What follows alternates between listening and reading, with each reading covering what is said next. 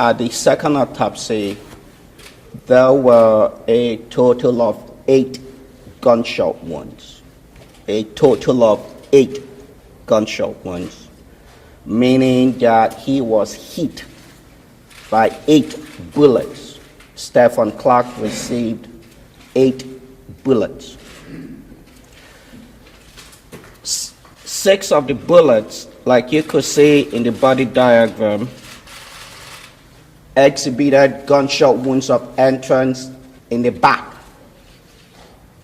meaning he was shot in the back 6 times.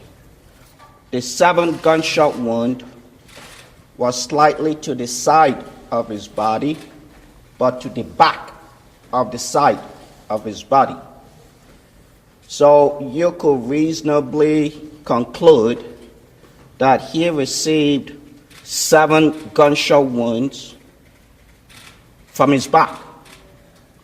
And each one of these bullets independently possessed a fatal capacity, meaning that out of all the 7, all he needed to have died was just one of the 7.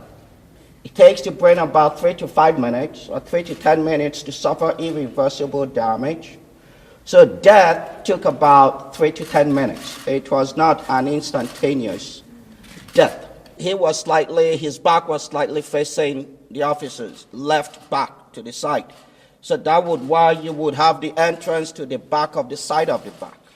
So during the entire interaction, he had his back towards the officers, not his front.